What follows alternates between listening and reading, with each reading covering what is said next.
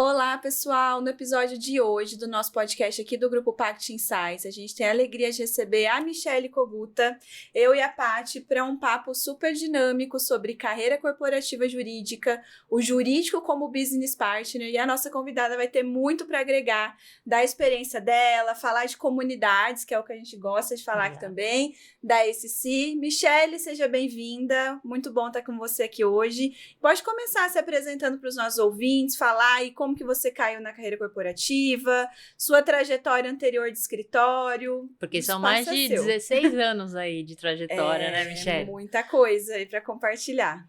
Oi, gente, muito obrigada. Estou muito feliz de estar aqui com vocês hoje. Contando a época de faculdade, já deu 20, né? Nossa Senhora, é muito tempo. Mas eu comecei a minha carreira em escritório. Eu era secretária, tinha 19 anos, entrei no escritório. E para ser secretária, eu precisava arrumar um trabalho, que eu não queria trabalhar mais em comércio, e caí num escritório de advocacia pequenininho, em Itapecerica da Serra, e eu fiquei lá por 8 anos, porque quando eu comecei a estudar para prestar vestibular, a advogada me convenceu a cursar direito, eu ia fazer história. Aí ela falou, mas você tem todo um dom, atende os clientes, conhece já os processos, conhece um pouco de legislação, por que você não faz direito? E eu fiquei com a ficha do vestibular. História, direito. Fui pro direito. Que ela falou, você não tem cara de ser professora de 6ª série. E aí eu fiquei com ela 8 anos, né? Me formei e aí eu fui pro corporativo, porque eu nunca tinha trabalhado em empresa. E eu vi que tinha uma possibilidade muito grande. E eu trabalhava com empregados e eu queria conhecer o outro lado. Conhecer o lado do empresário. E fui trabalhar no corporativo. E aí eu me descobri, porque eu aprendi a lidar com os times de negócios, com os times das áreas internas, né, os seus clientes internos, e faz toda a diferença no dia a dia do advogado. Até antes de surgir, né, a palavra de business partner, eu já era, porque eu já fazia essa introdução ali, entrosamento entre o jurídico e os times que eu atendia. Provavelmente já veio entranhado na sua personalidade essa curiosidade para ouvir o outro, né? E essa curiosidade, imagino que seja uma das competências tão necessárias para quem quer migrar para departamentos jurídicos. A gente vê isso muito hoje em dia, né? Pessoas que fizeram toda uma carreira em escritório e que acabam indo para departamentos jurídicos. Nessa migração, o que você acha essencial para aquela pessoa que quer fazer essa migração de uma maneira fluida e também para não causar muito atrito? Quais são as principais competências que você enxerga? No corporativo, por mais que nós sejamos especialistas, dependendo da empresa que trabalhe, que as áreas são segmentadas, o advogado ele acaba sendo generalista. Eu tenho que conhecer um pouquinho de tudo, porque vai cair coisas de todos os tipos para eu tratar. Então, eu tinha uma experiência já vasta no trabalhista, caí numa empresa e eu fui ver contratos de TI. E eu nunca tinha trabalhado com contratos. E eu sou uma pessoa que gosta de estudar, então a curiosidade, gostar de estudar, se atualizar faz toda a diferença. Então, assim, dá para migrar, eu sempre incentivo as pessoas, eu falo, gente, vá conhecer um lado e o outro para depois você decidir em qual área você quer trabalhar a vida toda, né? Que é muitos anos pela frente. Então, vai para o escritório, tenta entrar na empresa. É que geralmente a pessoa, quando ela sai do escritório, ela acaba indo para empresas em cargos mais júniores. Então, se a pessoa demora muito para fazer essa transição, ela tem que dar alguns passos para trás. Mas eu entendo também que a evolução, o crescimento de carreira no corporativo acaba sendo mais rápida do que no escritório. Então, é um passinho para trás que vai acabar te dando um lucro lá na frente. E até aproveitando isso que você falou de transição, a gente vê esse movimento de jur para escritório, mas às vezes a transição de escritório para de jur é um pouco mais difícil, porque tem uma tendência no mercado dos departamentos jurídicos quererem quem já tem experiência em departamento jurídico. Então, eu ouço isso de colegas também, conversas no mercado, que tem um pouco isso. O que você acha que quem vem de escritório de fato consegue agregar no perfil para de jur, né? Como que a gente faria essa transição de uma maneira mais flexível, rompendo aí essas barreiras que às vezes o departamento tem de, não, quero só quem já tem experiência em departamento? O juridiquês. Advogado gosta de falar muito, escrever muito, ser muito técnico e na empresa não dá tempo. Então, isso é algo que você vai se adaptando ao longo da sua carreira, né? Não tem jeito. Inclusive, eu que saí de velha economia e fui para nova economia. A forma de falar e trabalhar é completamente diferente. Então, você precisa ser adaptável, né? Eu gosto de fazer audiência. Gosto de lidar no judiciário. Não vai ter isso no corporativo, né? Nós viramos mais gestores. Então, tem que gostar mais de gerenciar ali o trabalho do que efetivamente colocar a mão na massa. Existe possibilidade? Existe. Só que quem realmente gosta de sentar na frente do juiz, escrever peças, escrever pareceres longos, o corporativo não é o caminho. Mas eu entendo que é uma experiência importante, porque se você for ficar em escritório, você vai entender o seu cliente. E se você for para a empresa, você sabe como que funciona o escritório e você vai saber cobrar o escritório melhor com o que a empresa quer que seja entregue. Então, independente da fase, eu acho que é importante, isso agrega a carreira, né? Independente da fase que a pessoa se encontre. Mas aí depois ela tem que decidir mesmo e ver o que é a paixão, porque não é fácil, né, atuar. Então, tem que atuar com o que gosta, fazendo o que gosta no dia a dia. E oportunidades de escolhas não faltam, né? Até fiz um levantamento aqui numa pesquisa da FGV, do Futuro das Profissões, mapearam que existem 27 novas funções jurídicas nos últimos anos, em 11 categorias principais, né? Vou listar algumas aqui. Legal Ops, que a gente já falou bastante por aqui, gestão de projetos, que provavelmente nos departamentos jurídicos seja um core principal para todos os advogados que estejam lá, legal design, analista de dados jurídicos, ou seja, a tecnologia ali tão amparada, né? Gestor de inovação e até mesmo legal copywriter, né? Que junta também essa linguagem menos juridiquês para que todo mundo da companhia perceba. E eu vendo essas novas funções, a gente percebe que o jurídico acaba se expandindo além dele próprio, né, nas companhias, e acaba virando um parceiro de negócio que a gente tanto escuta falar.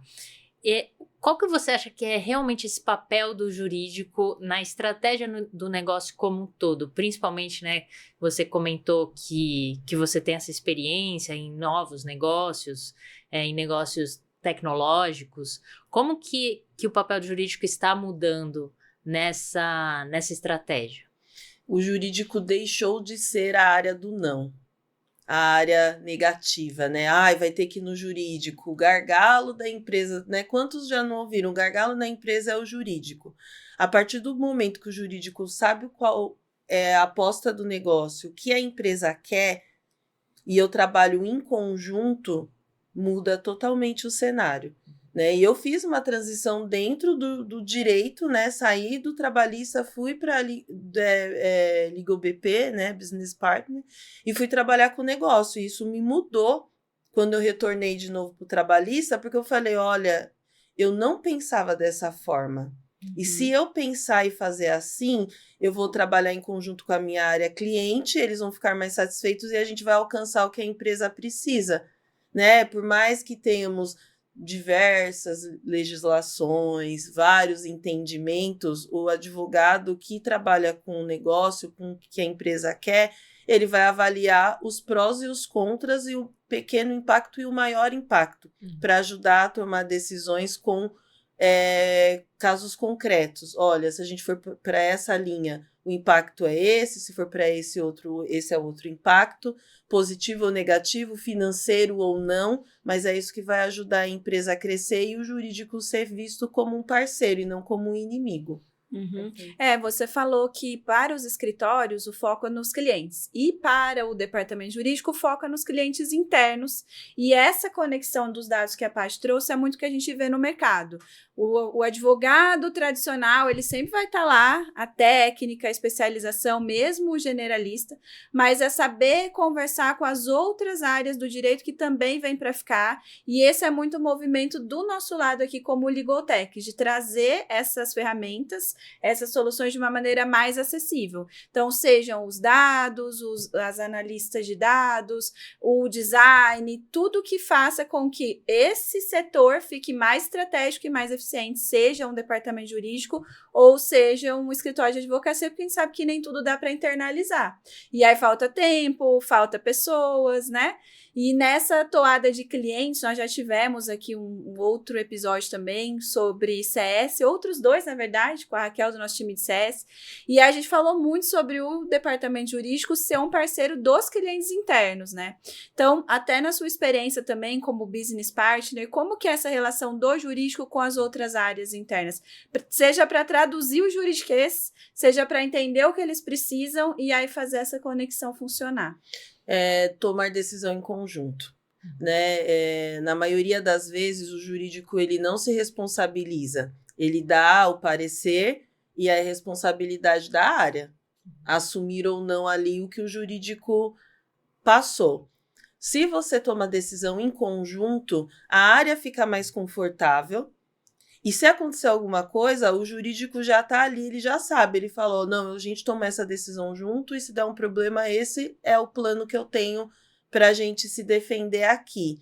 Isso traz proximidade, confiança e faz com que todo mundo cresça junto. Porque é muito difícil você jogar a responsabilidade de um tema que pode gerar milhões de dívidas para uma empresa, para uma área em específica, se essa área está querendo crescer, né? Ela quer crescer, mas ela também se preocupa com o impacto. Se o jurídico fala, vamos, eu assumo esse risco junto com vocês, se der algum problema, a gente vai fazer isso, isso e isso, pronto, resolveu.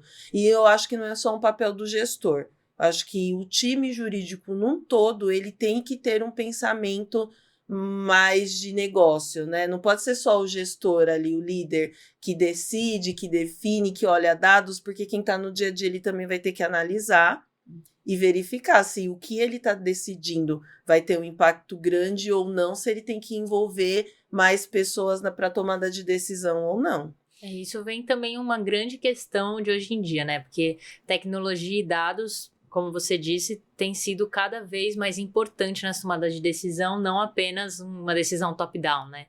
Mas de todo o time. Ao longo da sua trajetória, como que você viu a tecnologia e esses dados mudando a forma de fazer o direito acontecer, o departamento jurídico conseguir se movimentar por entre as áreas, né? Principalmente, o que mudou no dia a dia desse advogado corporativo com a tecnologia e os dados? O que ele precisa fazer hoje, que antes ele não precisava, mas em contraponto, algumas coisas ele não precisa mais fazer porque tem a tecnologia?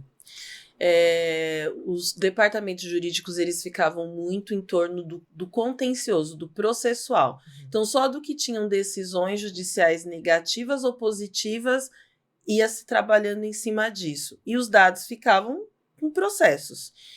Com o passar dos anos, foi vendo que a necessidade de ter dados das outras áreas faz todo sentido para quem quer crescer como um negócio, né? Você trabalha no consultivo. Quantas consultas você recebe?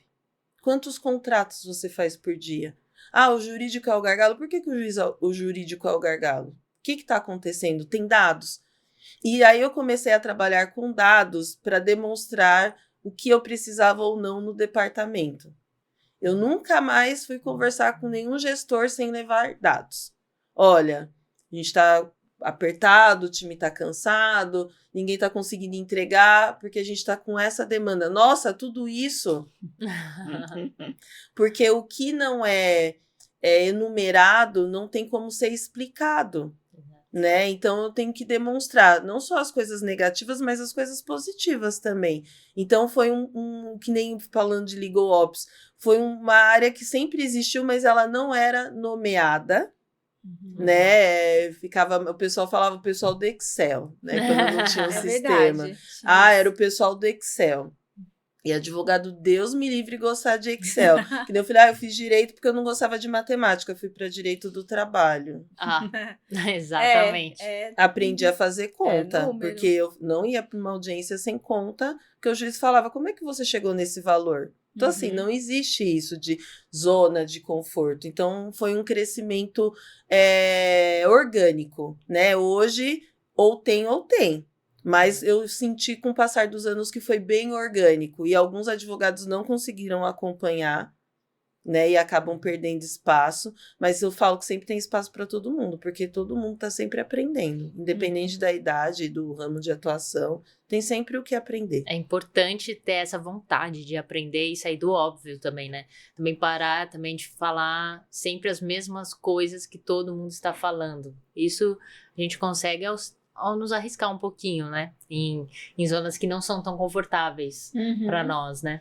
Inclusive nessas novas carreiras que a gente mencionou ali. É um desconforto do advogado tradicional, a gente que se formou em outra geração. Eu vim de escritório também, então era essa rotina. Prazo, audiência, sustentação oral, muito descontencioso e de repente você está imersa numa outra área de legal tech, tecnologia, comunicação, tudo muito dinâmico. Então a gente também se desapegar daquilo que nós aprendemos, que é o tal do desaprender para aprender, que muito se fala hoje em dia e a gente vê esse movimento no mercado que é essencial para conectar essas pontas, mas realmente é um processo, só que tem que ter essa curiosidade, essa vontade. Eu não acho legal a gente trabalhar na base da ameaça, como às vezes a gente vê aí em alguns eventos. Não, porque se você não fizer isso, você vai ficar para trás, vai ficar defasado. Não acho, né? Não acredito que seja na base da ameaça que a gente vai conseguir, mas é através muito do que a gente está construindo aqui também, nos podcasts, nos bate-papos, nos movimentos, de trazer essa reflexão, essa percepção de necessidade, porque aí todo mundo se conecta com esse valor e com essa entrega, e não na base do tem que fazer porque tem que fazer, senão você vai ficar para trás, senão você vai ficar defasado, porque é isso igual você falou, né, Michele? Organicamente o mercado vai selecionando, sejam os escritórios de advocacia e seus clientes, sejam os advogados corporativos no movimento que as empresas exigem de competência, habilidade, mas isso a gente sabe que não é de uma hora para outra. Não, e se você enxerga valor naquela atividade, não você tem que aprender porque você tem que aprender. Se eu enxergo o valor, um ganho de tempo, né, um relatório mais organizado, melhor confeccionado, opa, eu vou me interessar. Né? Eu quero entregar algo que eu seja elogiado. Então, acaba com a resistência. E é uma construção de fazer junto com o time. Muito bom isso que você trouxe, de que o time ele também vai ganhar valor e eficiência quando ele se engajar com a liderança, com o gestor e de maneira conjunta trabalha isso. E isso vai influenciar na posição e na visibilidade que o jurídico, aquele setor, vai ter nas outras áreas da empresa, né? Então, como que a gente constrói essa postura, essa imagem, que tem dois pilares aí, trazer o time junto e também mostrar esse resultado para as outras áreas. A gente falou aqui de dados, mas ao longo aí da jornada, como que a gente vai construir essa postura, essa imagem, deixando isso mais sólido também? Eu acho que é transparência. Tem que ter transparência com o time, colocar o time para entender o porquê que ela quer, né? A diretoria, a alta liderança quer aquela solução, para eles conseguirem, inclusive, dar ideias, né? Quem está mais jovem tem menos preocupações na cabeça, tá de olho na tecnologia, a geração mais jovem, eles têm muito mais ideia. E eu sempre tive esse olhar e esse cuidado de deixar o mais jovem falar também numa reunião. Porque, às vezes, ele tem um ponto de vista que eu não tenho. Isso aconteceu recente. Eu tinha uma estagiária e aí eu falei para ela, faça esse parecer e me traga. Eu já tinha a resposta, mas eu queria que ela confeccionasse. Quando eu li o parecer dela, eu falei, eu não tinha pensado nisso. Eu falei, olha o tanto de tempo de bagagem que eu tenho. Eu não tinha pensado dessa forma. E aí eu falei para ela, pode responder do jeito que você fez, vou arriscar. Aí ela, ai meu Deus, eu falei, não, eu não tinha pensado desse jeito, porque eu tô acostumada em sempre fazer da mesma forma. Você olhou e viu uma outra forma de fazer. Eu fiz ela participar do processo da criação. Ela viu o valor, interesse, e ela já começou a trazer outras ideias para a gente discutir dali para frente. É isso, fazer todo mundo participar. Não só, olha, eles querem isso e não trazer depois o que isso gerou. Né? Qual foi o resultado? Não trazer o elogio do time. Ó, foi o time que fez. Não, foi o fulano que fez. Ninguém faz nada sozinho. Uhum. A gente pode ter a ideia principal, mas a construção é um pouquinho de cada um. E nisso de construção em conjunto, né, algo muito relevante na sua trajetória é a sua participação em comunidades, né? Por exemplo, na Black Sisters in Law, na ACC. Queria que você comentasse um pouco qual é a importância de participar dessas comunidades, de estar dentro de uma comunidade. Qual é a diferença que isso vai fazer na vida da pessoa advogada? Seja na ACC, seja na Black Sisters in Law. Também, se você puder compartilhar um pouco como funciona a Black Sisters in Law também, que é uma iniciativa tão importante. Ah, claro. Eu acho que é o apoio. Muitas vezes você não tem com quem compartilhar. E às vezes a sua pergunta pode parecer tola no seu grupo de amigos, né? Algumas pessoas têm amigos da faculdade, amigos da pós-graduação, só que às vezes também fica muito limitado ali ao conhecimento do grupo, porque todo mundo estudou junto, né? E quando você está em comunidade, você tem essa possibilidade de alguém trazer um assunto que você também tem dúvida, todo mundo compartilhar ideias ou experiências e você colocar isso no seu dia a dia, usar no caso concreto. E as Black Sisters in Law surgiu com uma questão do mercado mesmo. A Dione ia num evento e não tinham mulheres negras além dela. E aí ela começou a perceber que em muitos lugares, muitas áreas, muitos setores não tinham mulheres negras na área do direito, porque eles falavam que não tinham mulheres negras no mercado. Ela falou, como não tem mulher negra no mercado? Aí o grupo começou com 5, com 10, 20, 30 mil, 2 mil, 3 mil. Hoje a gente tem sisters no mundo inteiro. Então, se você precisar de alguma coisa nos Estados Unidos, você pode ter certeza que tem uma sister que está lá e ela pode te ajudar. Então, isso fez com que a gente se aquilombasse no quesito raça, né? Um aquilombamento de que existem mulheres negras competentes também no direito e que elas não devem ficar só em funções executivas, elas também podem ser gestoras, CEOs, donas de escritórios, né? Os escritórios na maioria das vezes são de homens, né?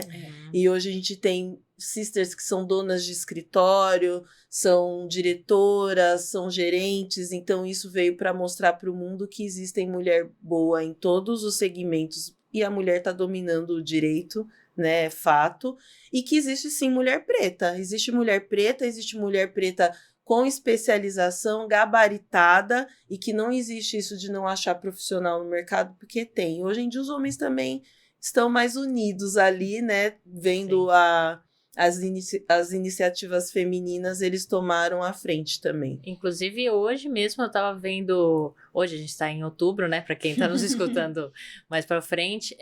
Vi um dado super atualizado de que as mulheres estão mais bem preparadas e graduadas do que os homens, mas ainda estão recebendo 20% a menos do que eles, né? Como isso... A gente fala, mas o Brasil ainda é um dos países com essa maior diferença. E além disso, tem a interseccionalidade que a gente precisa falar, né? E é como a gente estava dizendo nos bastidores, né? Não dá pra gente calçar as sandálias do outro. A gente tem que deixar o outro falar, não é? E a gente tem uma lei. A lei emprega mais mulheres, que foi justamente combater, já existia na legislação, mas teve que ser criada uma legislação específica para combater a diferença salarial entre homens e mulheres, só que assim, ainda é gritante, porque como que é feita essa fiscalização? Exato. Como é que utilizado os dados para demonstrar que não há diferença salarial? Né? Então, querendo ou não, essas associações de mulheres, de advogados, facilita, porque acaba que um comenta aqui, o outro comenta ali. Aí, se por exemplo, traz o estudo de salário do mundo corporativo, e aí você começa a ter uma base. Opa, eu tô desatualizada, isso não tá certo, né? Eu gero valor, agrego para a empresa, mas eu tô ainda recebendo abaixo do que o meu par, do que meu colega que é um homem. Esses temas a gente sempre volta para o óbvio precisa ser dito. Porque todo mundo sabe que deveria ser igual o tratamento e dentro das mesmas atividades também serem iguais os salários. E aqui no Brasil a gente vê muito esse movimento que tem que legislar para depois criar uma fiscalização e aí tentar ter medidas mais coercitivas, mais em cima ali para chegar num cumprimento, mas até isso acontecer, tantas mazelas que a gente vai vendo que não funcionam no caminho, e aqui a gente está num recorte feminino, estamos numa mesa feminina hoje, trazendo essa questão, claro, racial, e a gente tem vários outros dobramentos pensando em diversidade e inclusão, do capacitismo, PCD, todas as questões ali, gênero, transgênero, etarismo, são muitas camadas e é muito complicado a gente conseguir que todos tenham a mesma visibilidade, né? Todos, todas, todos, mas esses temas precisam sempre ser relembrados e é muito bom a gente ter espaços, assim, como o movimento da Black Sisters, que é incrível, assim, uma iniciativa super promissora e que vem ganhando forma, que vocês ganharam espaço e que vão falando, e a gente precisa fomentar mais isso no dia a dia também. Isso, porque também não adianta uma lei, sendo que, às vezes, essa violência começa no dia a dia, né? Nas nossas casas, a gente na rua, como que nós somos tratadas, né? Como pessoas, além do trabalho, né? Então, é o micro pro macro. Às vezes não é só o macro pro micro. E, Michele, assim, na sua visão, o que falta, assim, qual é a principal barreira, na verdade, para as mulheres ainda não ocuparem tantos cargos de decisão, principalmente no jurídico? A gente está crescendo, né, essa fatia do bolo, mas o que você acha que ainda tem um entrave? Qual que é o maior entrave? Falta de apoio, inclusive de mulheres com mulheres. Né? Na hora de promover, promove-se um homem. Porque o homem não tem problema hormonal. O homem não tem TPM, eu já ouvi isso. É que o homem não tem TPM. E se ele precisar ficar até mais tarde, a esposa fica com a criança. Tá, mas o marido também não pode ficar com o filho? Né? Assim, o trabalho doméstico do lar, ele ainda é inconscientemente reservado para a mulher. E aí a mulher, ela deixa de ter espaço e ganhar espaço, porque se acontecer alguma coisa, é ela que vai ter que socorrer. E aí, quem não tem filhos e tem pais, ela virou cuidadora dos pais idosos. Então, a mulher acaba ficando sem apoio dos homens, porque eles sempre vão privilegiar outros homens. E quando a mulher chega no poder, ela sobe um homem. Então, se a gente não se apoiar e entender que homem e mulher, eles são diferentes geneticamente e tá tudo bem, né? A mulher tem problemas hormonais a vida inteira. Então, eu não posso utilizar isso como base se ela é melhor tecnicamente do que o homem para ocupar aquela posição. Então, tem que ter um apoio. O pessoal reclama muito, né, sobre cota. Porque tem cota de PCD, tem cota de aprendiz, mas se não fosse assim, essas pessoas não trabalhariam. Elas não ocupariam. Então, se a gente não coloca algo positivo, não sai do papel. A lei emprega mais mulheres, já existia a lei de equiparação salarial. E por que ninguém conseguia resolver isso, nem com a lei na CLT? Então, falta apoio. Falta apoio de mulher apoiar mulher. E isso, para mim, é muito claro, porque como eu passei por vários lugares, eu vi isso na prática, muitas vezes. E é tão delicado, né, e sensível essa questão, porque às vezes a gente cai naquele chavão, né? Bonito seu discurso, pena que eu te conheço fora da rede social, fora do que você está falando.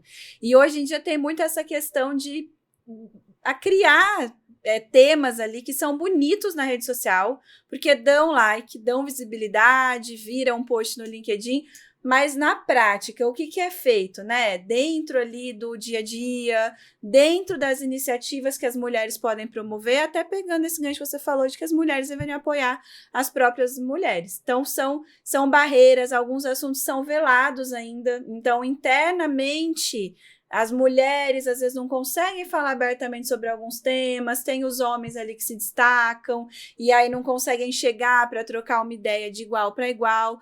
É bem desafiador, isso aqui a gente está fazendo um recorte do meio jurídico, mas se expande para qualquer outra carreira corporativa, todas têm os seus desafios, né? Então, acho que são diálogos assim como esse, quando a gente traz esse tema, dá visibilidade, que a gente vai refletindo e pensando, né, na nossa rotina, no nosso mundo corporativo, como é que a gente está abrangendo esses assuntos. Não é só sobre cotas, não é só sobre falar algo interessante, tem que aplicar no dia a dia e na prática e fomentar essas iniciativas. Acho que esse é o grande desafio que a gente vê, né? E aí a pergunta, porque aqui a gente dá o desafio, lança a pergunta e faz um bate-bola, como é que a gente cria mais essas iniciativas de valorização e de expansão de espaços para a liderança feminina mesmo? É só capacitar?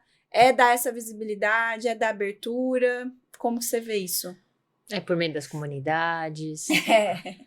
Eu acho que é um conjunto, porque assim, se eu for fazer essa pesquisa de mercado de capacitação, as mulheres são super capacitadas. É como a pesquisa de hoje, assim, as mulheres já são mais E capacitadas. por que elas não ocupam esses temas que a gente está trazendo aqui? Ah, mas como que eu posso fazer para criar um ambiente propício para aquela mulher querer? Porque às vezes a mulher também não quer assumir o cargo. Que ela fala, vai ser tanta pressão, eu vou ter que assumir, eu já ouvi isso. Eu cheguei nessa posição porque eu assumi uma postura masculina. E a minha resposta foi, eu jamais vou assumir uma postura masculina para conseguir chegar nessa função. Não faz sentido. Eu não vou deixar de ser mulher.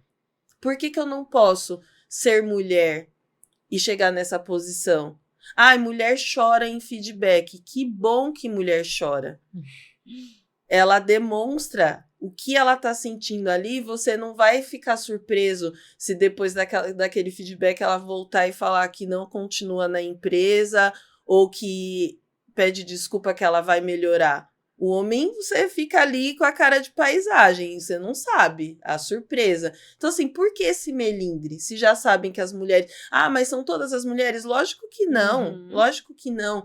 Mas sempre existe uma desculpa, um motivo para aquela mulher não crescer, para aquela mulher não alcançar.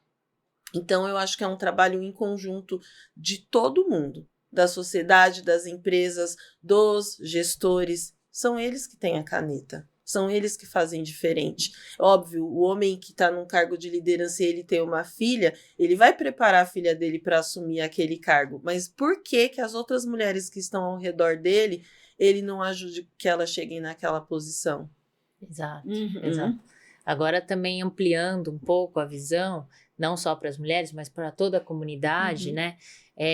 Queria voltar um pouco para a ACC, para falar um pouco sobre seu movimento por lá, né? A ACC no mundo todo é 45 mil advogados que ela contempla e abraça, não é mesmo? Nessa comunidade da ACC, o que você acha que é tão crucial para a existência dela, sabe? Se alguém quiser, por exemplo, se juntar a ACC, o que vai fazer de diferença? Se juntar a uma comunidade, agora numa visão mais aberta, mais ampla, assim, né? Sabemos que temos outras comunidades, mas qual que é a grande diferença que vai fazer? A ACC, ela é voltada para o advogado do corporativo. Ela já existia no mundo inteiro, ainda não tinha conseguido chegar aqui no Brasil. E ela chegou faz 1 ano. E... graças a você também. Grande conquista. Somos 20 fundadores, foi um trabalho ali árduo de participação, né? Porque é um trabalho voluntário, né? Nós nos juntamos, nos reunimos, tentamos trazer melhorias, mas foi já também da experiência de cada um, né? O pessoal tinha muito material interessante no exterior, aí quem fala inglês tinha acesso, quem não fala não tinha. Então a gente passou também por esse processo de traduzir alguns materiais, de trazer coisas que no Brasil é importante, que no mundo não é. Por exemplo, a gente tem um acolhimento, que é uma comunidade de mulheres dentro da ACC, que foram umas das meninas da própria ACC que teve a ideia. Meninas, né? Mulheres, elas são gerentes, diretoras, né? E tiveram uma ideia, e tem clube do livro, tem encontro com um profissional de carreira, com psicólogo, que, querendo ou não, Demais. isso faz um diferencial grande de mercado, né? Eu até estava conversando também nos bastidores. Mas não tinha a OAB, mas a OAB ela acaba ficando limitada muito ao advogado de escritório. E o advogado do corporativo, né, foi ficando. E aí, surgindo essas comunidades, facilita muito o acesso, a troca, né? A gente tem um grupo de WhatsApp, a gente troca muito, pede indicação de parceiro, de sistema, de tudo, né? Que é muito difícil o pessoal ir numa rede social e colocar lá e o print, enfim, o grupo de WhatsApp as pessoas se sentem mais próximas, né? Então, hoje a gente tem 3.000 membros, 400 pagantes, o grupo do acolhimento só vem crescendo, a gente vai ter mentoria também, porque isso faz diferença, né? Mentoria para quem está começando, eu faço muitas mentorias, eu acho que eu teria ido para outro caminho se eu tivesse feito mentoria lá atrás. Então, a gente está tentando trazer toda a expertise de quem já está há muitos anos no mercado para quem está começando e tudo que é feito também nos outros países que, querendo ou não, com a globalização a gente utiliza. Ah, sim. Tudo. Agora fiquei curiosa. Para que outro caminho você acha que você iria? Eis a questão. Não, fiquei curiosa. Quando eu me formei, o meu TCC foi sobre direito digital. Opa, olha só, Direito digital já está à frente. Já estava à frente. Mas naquela época, nós só tínhamos um advogado, que inclusive eu conheci ele na FENALOL pessoalmente ano passado, que foi o Opsiplum, Renato Opsiplum, só tinha ele grande no Brasil. referência. Só tinha o Renato. E eu fiz o meu TCC com partes do livro dele. Eu falei sobre traição virtual. Ainda não existia a lei de divórcio. E quando eu me formei, eu fiz o divórcio de um amigo meu, uma separação na época, que ele descobriu que a esposa dele estava traindo ele virtualmente. Hoje a gente tem a privacidade de dados, eu não sei se poderia utilizar. Mas eu sempre gostei muito dessa parte digital, mas era inacessível. Se existisse a SC aqui naquela época para mim, eu teria ido em direito digital. Não que eu não utilize, mas eu não tinha acesso a conteúdo, a material. Eu não falava inglês. Então, isso dificultou muito. Sim. Ficou limitado a um grupo seleto de pessoas. Sim. Com uma formação X, Y, Z, que não era a minha, né? Eu fui bolsista, do ProUni. Só assim eu consegui fazer faculdade. Sou da primeira turma do ProUni de Direito, né? A primeira que se formou em 2005. Eu vim fazer intercâmbio esse ano. Fiquei 3 meses fora. Então, o meu acesso foi diferente, como é de várias pessoas. Sim. Nossa, é muito legal, assim, você compartilhar essa sua experiência, porque o direito foi visto por muito tempo como uma profissão elitista. Antes, para você chegar numa faculdade de direito, era muito complicado. Depois vinha a OAB. Então, 5 anos de estudo, mais passar na OAB. A OAB exigia fazer cursinho, comprar material, livros, investir em capacitação, porque hoje o acesso está democratizado na internet. Você tem Instagram, você tem vídeos no YouTube, tem as comunidades, tem grupos de WhatsApp que circulam ali materiais compartilhados, então tá mais fácil, mas realmente, né, foi um caminho, foi uma construção, então é bem legal, assim, se trazer sua história, e aí já quero puxar esse gancho do intercâmbio também com dicas, para você trazer, assim, dessa sua experiência, essa sua bagagem, o que você daria de dicas para quem tá começando mesmo nesse caminho, ou para quem tá em transição de carreira, para quem tá em readequação aí do que eu faço, o que eu não faço, e conta mais pra gente também do seu intercâmbio, como é que foi aí a experiência. Claro. Eu sempre achei o inglês um problema. Não gosto de inglês, não quero saber de inglês, e fui adiando. Só que eu sempre estudei, sempre gostei de estudar. Mestrado. Fiz diversas provas, inclusive para bolsas no exterior. E eu passei em algumas universidades no exterior. E eu acabei não indo primeiro porque eu não consegui a bolsa, e segundo, e a prova de proficiência? Porque se eu conseguisse a bolsa, eu ia ter que entregar a minha provinha de proficiência. Hoje em dia se faz até pelo Duolingo. Tem universidade... Sério? Sim, universidade na Europa que aceita a prova de proficiência do Duolingo. Democrático. Super democrático. E aí eu falei, bem, temos um problema e precisamos resolver. Então, eu me programei 2 anos para fazer esse intercâmbio. Eu ia para ficar 1 mês e aí decidi ficar 3, porque eu vi que 1 mês não ia ser o suficiente. E eu trabalhei. Então, eu estudava 3 horas por dia e depois eu trabalhava o restante da tarde até 10 horas da noite. Deixei minha família e fui. Saí completamente da zona do conforto. Porque eu não que eu não falasse, eu tinha vergonha de falar. O brasileiro, ele se cobra demais.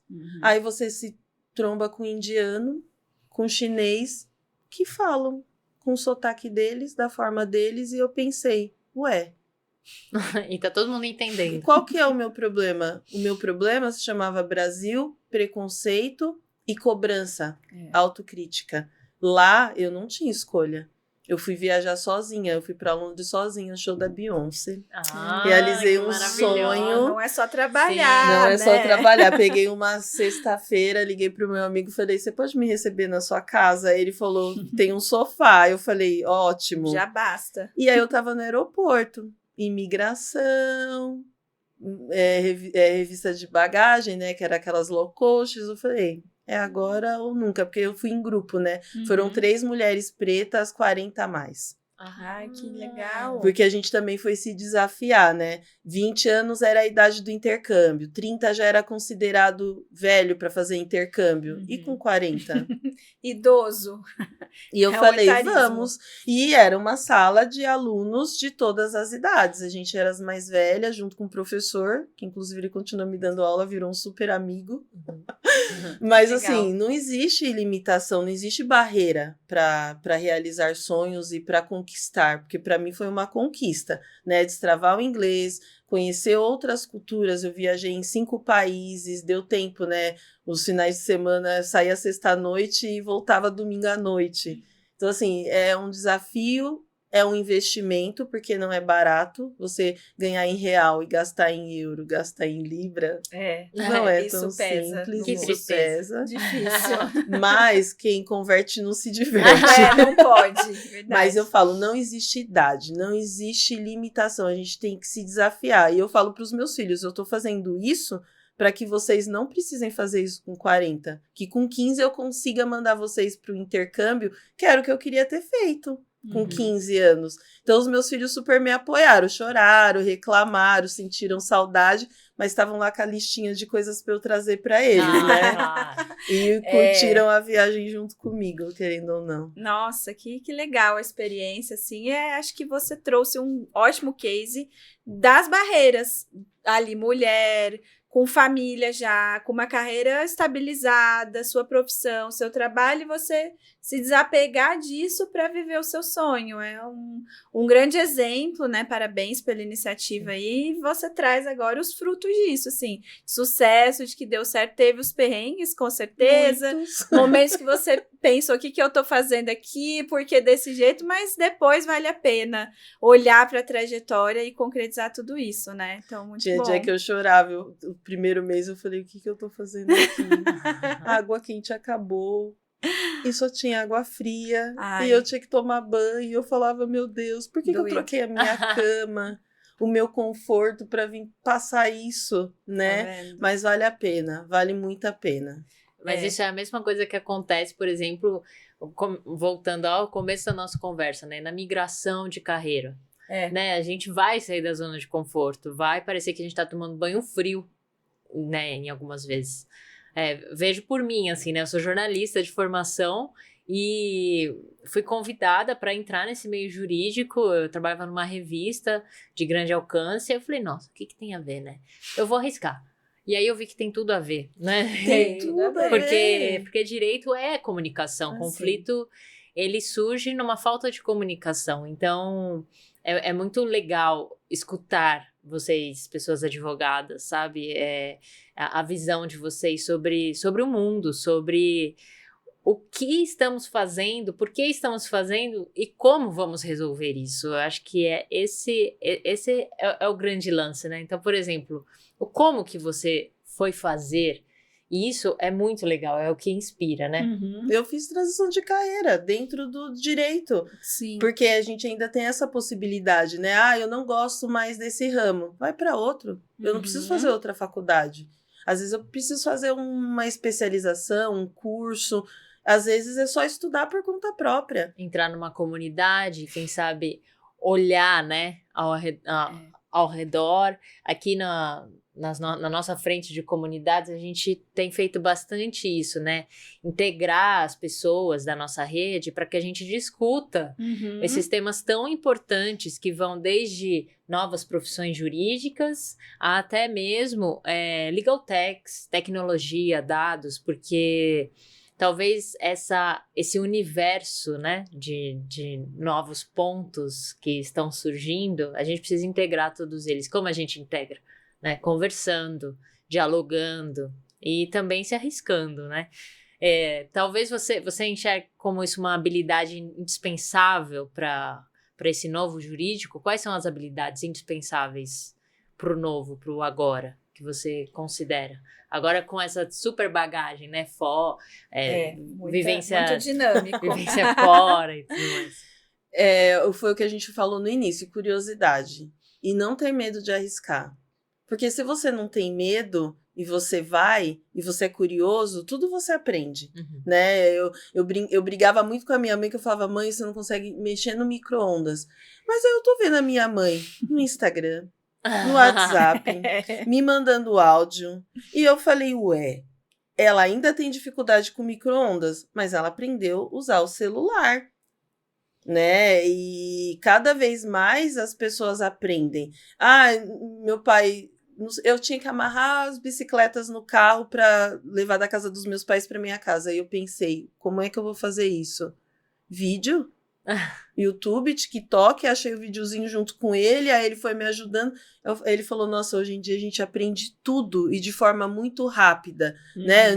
Eu ainda peguei a época da Barça, que era uma fortuna, sim. O pessoal, os cacheiros, os viajantes passavam vendendo e minha mãe jamais ia ter dinheiro para comprar aquilo. Hoje em dia o acesso está na sua mão. Então, ser curioso, ter vontade de aprender, não ter medo de se arriscar, porque querendo ou não, você está se arriscando. Você sai da sua zona de conforto, você vai se arriscar. Mas entre perrengues, você sempre vai aprender algo que vai te levar para um outro patamar, para um nível mais alto. Nunca é para um mais baixo. Eu fico pensando, né? O que a gente vai fazer, está fazendo no tempo livre que a tecnologia nos dá, né? Talvez seja... A resposta seja essa, né? Buscar um conhecimento, buscar novas maneiras de se fazer o que a gente sempre faz da mesma forma. Né? É uma boa reflexão, porque a Barça, ela começou ali no papel, por exemplo. Aí depois tinha os CDs, que você tinha o computador, que não era notebook, tá? Para gerações mais novas, era desktop, com monitor, impressorinha do lado.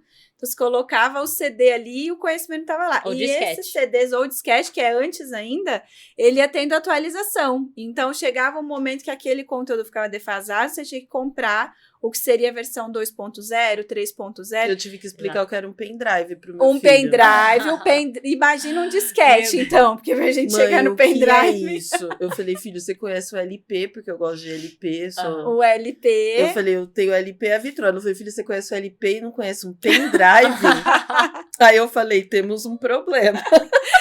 Porque o LP, ele veio numa nova versão agora, que os cantores estão regravando as músicas direto no LP, porque tem um movimento que as pessoas que gostam de colecionar, os discos são pessoas descoladas, falam, né? Inovadoras, pessoas inovadoras. Eu trouxe um da Inglaterra. Lá, esse tem mais valor ainda, valor simbólico e tudo.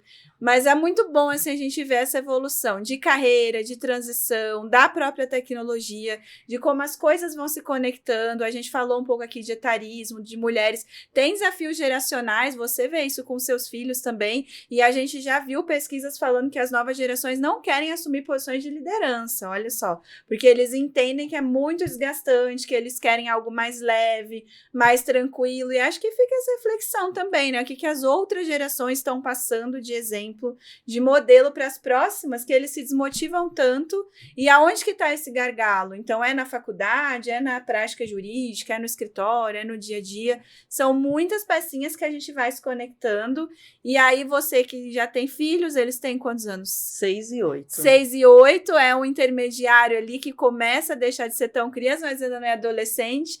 eles já trazem ali algumas questões mais voltadas para o que quer fazer no futuro, quando crescer? Já, meu filho já falou que ele vai ser da área de tecnologia, que ele esperto. quer criar jogos de videogame, que é o que ele gosta. Eu falei, esperto, juntou o Sim. hobby com o trabalho, né? Aí depois ele não vai gostar mais do hobby.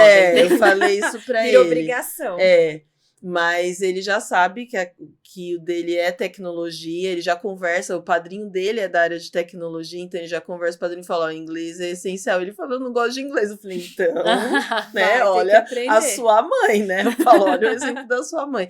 E a minha filha, por incrível que pareça, eu perturbei tanto ela para ela não ir para a área policial, que ela sempre falava, você bombeira, você polícia, você policial. Eu falo, não, filha, profissão arriscada. Agora ela fala que ela vai ser advogada. Pega a bolsinha, meu sapato, coloca do lado e fala, vou pro fórum. Eu falo, não. Nem você vai pro fórum, mas ela quer ir pro fórum. Eu falo, não. Mas, assim, eles são muito novinhos, né? Tem tanta coisa pela frente. Eu falo, tem tanta coisa pela frente, mas isso é legal porque é a imaginação, né? Imagina que eu ia pensar. Eu nunca pensei na minha vida que eu ia ser advogada. Eu ia ser... professora de história. Na adolescência. Antes, eu ia ser dançarina em programa de televisão. Nossa, porque eu gostava de dançar. Galera dos anos 90. Aí depois eu ia virar dançarina do El Chan. Entendeu? Era a dança. Eu era das artes. Eu ia fazer artes cênicas. Aí depois eu falei, opa, né? Não é bem assim. Preciso comer, preciso trabalhar. Não tenho ninguém na área das artes. Como que eu vou fazer? Vou fazer história, vou ser professora. É o que eu conheço, é o que eu gosto. Pum, tô no direito. Até hoje o pessoal fala, como é que você fez direito? Não sei, mas a gente não é um ator, a gente é um ator. Sim. É muito isso. É o que a Paty falou, né? Jornalista caindo na área jurídica, jurídico trabalha com comunicação, com oratória, com conexão, independente da gente estar aqui em comunidades, mas tudo envolve falar com o ser humano, trabalhar a tecnologia a favor, mas muito essas questões relacionais, assim. E eu vejo, né, na minha trajetória também, comecei em escritório tradicional, vim para a Ligotech, era de projetos, hoje eu estou em comunidades, então é difícil explicar para a família um pouco, às vezes, mas o que é exatamente? Mas sua Ligotech você vende, mas é um... Então, a gente tem esses desafios, às vezes, para quem é de fora do mercado, de falar que, na essência, né, a gente pegando aqui Pact, Ligou Insights, grandes Ligotechs de entrega de soluções eficientes aí para o mercado, muito com essa customização, essa individualização, e na nossa área aqui de comunidades é conectar todas essas pontas, assim, com comunicação, com fluidez, com boas trocas, boas conversas, então tudo isso está muito conectado, e eu até devolvo a pergunta aqui, né, para vocês também, sobre isso, sobre essa essência humana, sobre essa comunicação na era da IA. Ela vai conseguir substituir isso que a gente faz, vai melhorar, nosso desafio vai aumentar, porque a gente vem vendo a IA que faz terapia com as pessoas. IA que cria coisas à torta direito, né? Desde música até desenho, até apresentação. Mas assim, a Harvard Business Review lançou uma pesquisa essa semana que mostrou que 40% do trabalho da IA generativa está tendo que ser refeito por pessoas humanas. É um bom dado. Porque assim, a gente sabe que a IA está no hype e muita gente está usando desenfreadamente antes de ver se é realmente necessário ou não, né? Então, e a gente vê também toda uma trajetória quão é importante uma tomada de decisão muito mais assertiva hoje em dia, né? Porque a gente não sabe qual foi a base que aquilo que está chegando a mim foi feito, né? Então, é algo a se pensar, né? Se realmente vamos usar IA para tudo? Talvez não, né? Talvez tudo seja IA, talvez alguma coisa seja simplesmente automação. O que você acha? O ser humano ele não tem como ser 100% substituído. Alguém sempre vai ter que operar. Então, tem que conhecer a ferramenta para poder questionar. Eu falo isso em todos os aspectos, inclusive de religião. Eu sou aquela pessoa que estuda tudo. Porque se me questionar, eu falo com fundamento, né? Não entro em assuntos que eu só jogo igual a gente vê hoje em dia, né? Todo mundo tem opinião formada de tudo e ninguém entende nada. Então, eu só entro em coisa que eu realmente estudei e eu posso falar. Então, a IA eu acho que é o mesmo caminho, né? Até saiu recente, ontem, uma grande empresa que fez relatórios com a IA. Eu falei, gente, ninguém tá revisando, ninguém lê. Só de você bater o olho, você já sabe se foi feito por uma pessoa ou por uma IA. Se você conhece a pessoa e você sabe como ela escreve. Com toda certeza. Então, é nítido ali. E eu passei por essa experiência. Eu fiz um texto com a ajuda da IA, a pessoa recebeu e ela falou, nossa, me mandou um texto que a IA fez. Eu falei, poxa, era um poema, mas não foi você que escreveu. Eu falei, porque me conhece? Então, esse é um teste. E eu fiz de teste. Falei, vamos ver se vai saber se fui eu que escrevi. Sabe que não fui eu. Então, existe a interação humana que também está sendo colocada de escanteio para poder entregar. Mas ninguém está revisando. Tudo precisa ser revisado. E o ser humano é tão complexo. A neurociência está aí para falar para a gente que não tem IA que vai dar conta de entender tudo o que passa na nossa cabeça. Porque aquele ditado, a gente fala, nossa, já vimos de tudo. Não. A cada dia a gente vai se surpreendendo com comportamentos humanos e como que isso vai desenrolando, que nem a IA vai dar conta de entender e de melhorar. Então, é realmente a gente equilibrar isso, tá aí, precisa se conectar, precisa entender o que faz sentido na nossa realidade. Às vezes não é IA, às vezes é só realmente um fluxo melhor, uma consultoria, é melhorar uma ferramenta, um sistema, é um acordo, é uma mediação. Tem tantas outras funcionalidades que a gente tem no mercado, além da IA, e parece que hoje as pessoas anulam tudo isso e focam na inteligência artificial, que ela vem como auxiliar mesmo, mas não como uma solução única, definitiva. Então, aqui também, apesar da gente ser empresa de tecnologia, a gente preza muito por esse uso consciente, essa cautela e essa governança, tanto no tratamento dos dados, a gente falou aqui de direito digital, LGPD, na segurança jurídica, na confiança que os clientes precisam ter também dessas transições e como que a gente entrega isso de uma maneira direcionada, né? Uma maneira consciente e segura para todo mundo utilizar. E aqui o papo voa, a hora passa, papo bom, a gente trouxe vários insights aqui, várias coisas. Então, Michele, queria que você deixasse aqui suas considerações finais, alguma dica que você queria destacar para o pessoal que está pensando aí em carreira, que está se conectando mais agora com esses temas, algo que a gente, porventura, não falou que você queira trazer. Seu espaço aí. Ai, obrigada, foi incrível, adorei. A gente falou de tudo um pouquinho, né? Sim, foi. E eu falo, para quem quer entrar no direito, o direito não é mais o direito tradicional, né? De 30 anos atrás. O direito, ele também mudou e tudo mudou. Então, se eu quero cursar direito, eu tenho que pensar não só no direito, em todas as outras áreas relacionadas. Porque o direito, ele é meio. Né? A IA vai substituir, inclusive, o advogado. Não vai, não vai. Então, habilidades são importantes, né? De comunicação, de networking, de gostar de estudar, de aprender. Eu nunca parei de estudar, né? O pessoal fala, direito é uma faculdade chata, você passa a vida inteira estudando. Mas coisas novas, porque o direito, ele muda com o tempo, né? O ser humano, ele muda. Exato. Então, a legislação, ela também precisa mudar. É uma área desafiadora, não existe mais, né? Direito do trabalho, civil, tributário, ó a quantidade de áreas que existem, né? E até para quem gosta de dados, fazer direito gostando de dados tem um mercado gigantesco para atuar. Então, eu tô cansada de trabalhar com dados tradicional, eu gosto de matemática, faz direito. Vamos ver o que vira, né? E não deixe de buscar o que vocês gostam, o que vocês querem realizar, independente do tempo, porque cada um tem o seu tempo. O tempo de vocês não é o meu tempo e nem vice-versa. Então, existe tempo para fazer tudo, né?